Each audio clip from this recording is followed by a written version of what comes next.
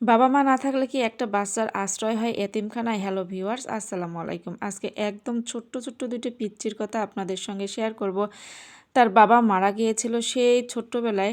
ছোট্টবেলায় বলতে বড় ভাই যখন ৭ বছর বয়স তখন, আর ছোট্ট বোনটা যখন ২.৫ বছর বয়স সে সময়। বাবা যখন প্রথম মারা যায়, মা তখন পরকীয়ায় লিপ্ত হয়ে যায়। মা আর অন্য আরেকজন ছেলের সঙ্গে সম্পর্ক জড়িয়ে পড়ে। সে বেশ কিছুদিন ধরে তার সঙ্গে সম্পর্ক ছিল তার বাবা মারা যাওয়ার পরে। হঠাৎ করে তাদের ২ ভাই বোন রাতে যখন ঘুমিয়ে যায়, সে তার পরকীয়া তার বয়ফ্রেন্ডের সঙ্গে সে বাচ্চা দুইটা ঘুমের ঘরে রেখে সে তার হাত ধরে চলে যায়, এবং সে কোথায় চলে যায় কোনো খোঁজ খবর কেউ দিতে পারে না। আসলে তারপর একবারে এতিম হয়ে যায়। বিশেষ করে তার একদম ছোট ২.৫ বছরের যে মেয়েটা আছে, সেই মেয়েটা। ভাইটা তো একটু মোটামুটি বড়ই হয়ে গেছিলো, প্রায় ৭ বছর বয়সে একটু হইলেও বোঝে। আচ্ছা, তারপর পরিবারের লোকজন, মানে ছেলেটার চাচা চাচিরা, দাদা দাদি বেঁচে ছিল না, হয়তোবা যদি দাদা দাদি বেঁচে থাকতো তাহলে হয়তোবা তাদের আশ্রয়স্থান সেই এতিমখানায় হতো না। আচ্ছা, যাই হোক, তারপর তার চাচারা সবাই মিলে বুদ্ধি করলো যে ওদেরকে ২ ভাই বোনকে এতিমখানায় দেবে। তো ছেলেটা প্রথমে রাজি হচ্ছিল না। ছেলেটা বলল যে না, আমি আমার বোনকে নিয়ে এখানেই থাকবো। আমার বাবার যে বসত বাড়ি আছে আমি সেখানেই কষ্ট করে হলে থাকবো। আমি রোজগার করে আমি বোনটাকে মানুষ করব। আমি এতিমখানায় যাব না। এতিমখানায় আমি একদম ঘরোয়া একটা, আর মানুষের হাতের উপরে আমার বোনটাকে রাখতে চাচ্ছি না। আমি নিজে কষ্ট করে আমার বোনটাকে মানুষ করব। কিন্তু ওই যে চাচারা, তাদের আসল তো বাবার জায়গা সম্পত্তি ছিল একটু ছেলেটার, সেটা হাতিয়ে নেওয়ার উদ্দেশ্য ছিল তাদের মেন কথা। আসলে তারপর খুব কষ্ট করে ওদের ২ ভাই বোনকে চক্রান্ত করে এতিমখানায় দিয়ে আসলো।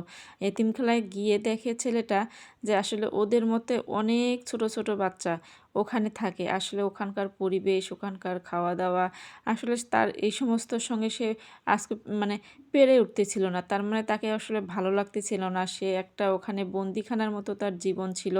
এতিমখানাতে যে বাচ্চারা থাকে তার জীবন হয়তোবা কারাগারের বন্দির মতো। সেই ছেলেটা ভাবতেছিল যে আমি আমার বোনকে নিয়ে এই কারাগারে থাকবো না, এখান থেকে আমি যেভাবেই হোক মুক্তি নেবই।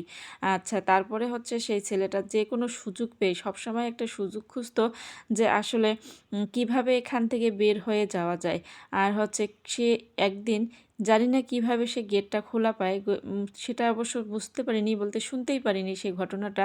সে গেটটা খোলা পেয়ে তার বোনটাকে নিয়ে একদম সোজা বাসায় চলে আসে, ওখান থেকে পালিয়ে আসে। যখন সে এতিমখানা থেকে পালিয়ে আসে, তার বোনের বয়স প্রায় ৩ বছর পার হয়ে গেছে।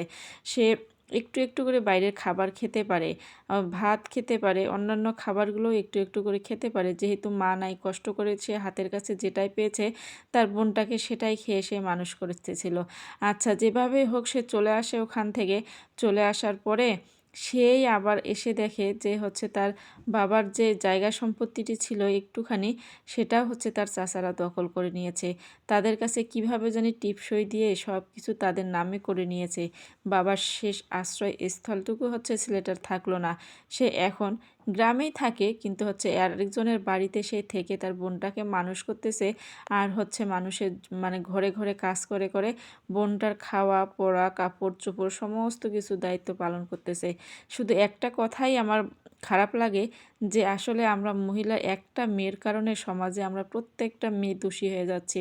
পরকীয়া এমন একটা জিনিস হয়ে গেছে যে নিজের এতদিন ৯টা মাস পেটে রেখে যে বাচ্চাদের আমরা জন্ম দেই, সেই বাচ্চা রেখে কিভাবে আমরা অন্য আরেকটা ছেলের সঙ্গে চলে যাই। আসলে সেই বাচ্চার মুখ, তার মুখটা কি একবারও চোখে পড়ে না? আমি নিজের স্বার্থের জন্য একটা মা কিভাবে এরকম করতে পারে? আজকের ভিডিও এই পর্যন্ত।